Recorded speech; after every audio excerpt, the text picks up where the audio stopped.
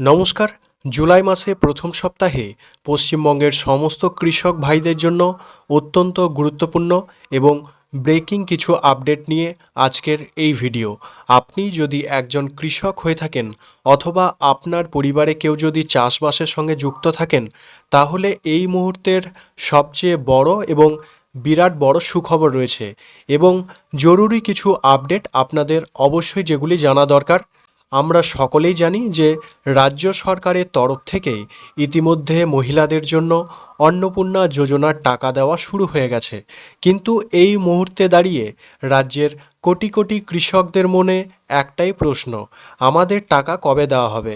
রাজ্য সরকারের তরফ থেকে কৃষকদের জন্য আর্থিক সহায়তার টাকা কেন এখনও দেওয়া শুরু হয়নি?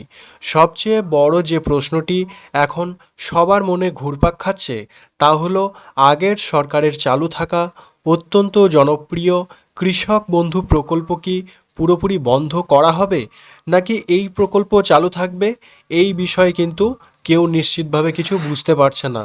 কারণ যদি চালু থাকে তবে টাকা কবে আসবে, আর যদি বন্ধ হয়ে যায় তবে কৃষকদের কি হবে, বা এর বিকল্প হিসাবে বর্তমান সরকার কি ভাবছে? শুধু তাই নয় বন্ধুরা, এইবার কিন্তু অনেক কৃষকের নাম তালিকা থেকে বাদ পড়তে চলেছে, আবারও বাদ পড়ার লিস্টের সংখ্যা কিন্তু লম্বা হতে চলেছে। অর্থাৎ বহু কৃষক এবার টাকা পাবেন না। কারা টাকা পাবেন না আর কাদের নাম বাদ যাবে, কেন বাদ যাচ্ছে, কি কি কারণে, নতুন করে কি তাদের ফর্ম ফিল আপ করতে হবে? টাকা পেতে হলে নতুন করে আবার কোন ফর্ম জমা দেওয়া প্রয়োজন রয়েছে? যদি ফর্ম জমা করতেই হয় তবে সেই ফর্ম আপনারা কোথায় পাবেন এবং কিভাবে নির্ভুলভাবে জমা করবেন, যাতে আপনারা এই চাষি ভাইরা চাষের সহযোগিতা, অর্থাৎ আপনাদের যে চাষের যন্ত্রপাতি, সার, বীজ কেনার জন্য তার A to Z সঠিক এবং অফিসিয়াল তথ্য আজকের এই ভিডিওতে আমি আপনাদের প্রমাণ সহ জানিয়ে দেব। তাই ভিডিওটি একটুও স্কিপ না করে প্রত্যেকে শেষ পর্যন্ত দেখুন, কারণ একটি ছোট্ট ভুল আপনার হাজার হাজার টাকার ক্ষতি করে দিতে পারে।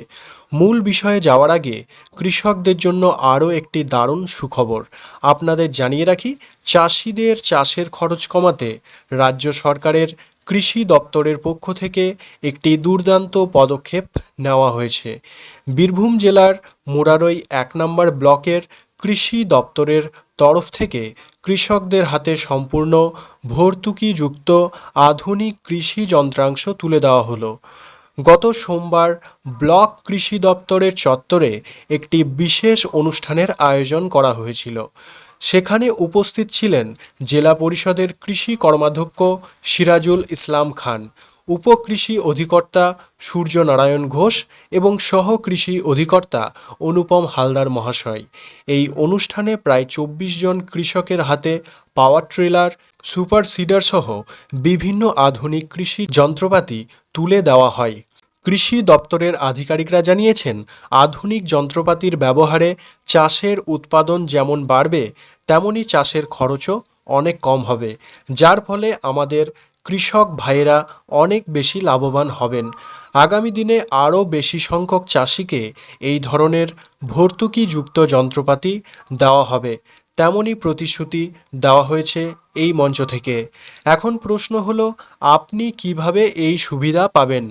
এই সুবিধা নিতে হলে আপনাদের কৃষি দপ্তরের নির্দিষ্ট পোর্টালে গিয়ে অনলাইনে আবেদন জানাতে হবে। আপনারা যদি এই বিষয়ে বিস্তারিত ভিডিও চান তবে অবশ্যই নিচে কমেন্ট করে জানাবেন।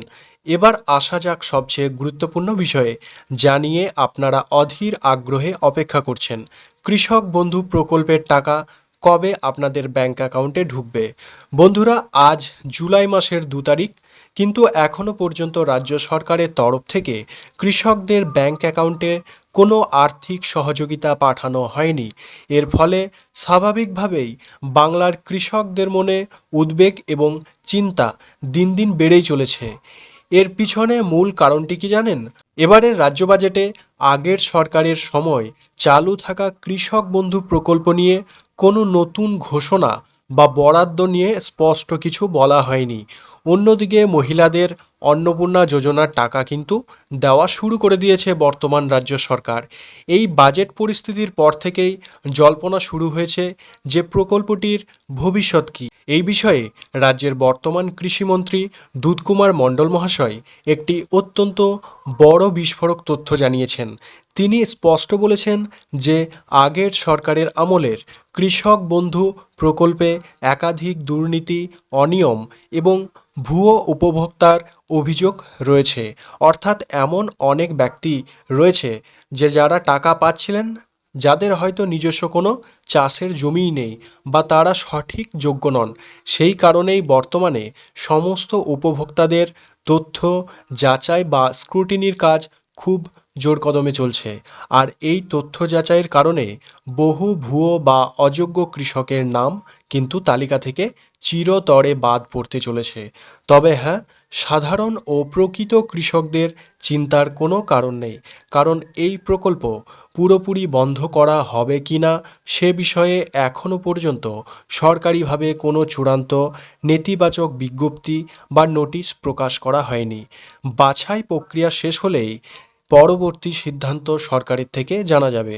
কৃষক বন্ধু নিয়ে জল্পনা থাকলেও পিএম কিষাণ প্রকল্প নিয়ে কেন্দ্র সরকার ও রাজ্য সরকারের যৌথ উদ্যোগে কৃষকদের জন্য এক বিরাট বড় খুশির খবর রয়েছে। এবারের বাজেটে ঘোষণা করা হয়েছে যে কেন্দ্রীয় সরকারের পিএম কিষাণ প্রকল্পে কৃষকরা আগে বছরে যেখানে 6,000 টাকা পেতেন তা বাড়িয়ে এখন মোট 9,000 টাকা করা হচ্ছে। হ্যাঁ, ঠিকই শুনছেন, এখন থেকে কৃষকরা বছরে 9,000 টাকা পাবেন। এর মধ্যে অতিরিক্ত 3,000 টাকা দেবে রাজ্য সরকার।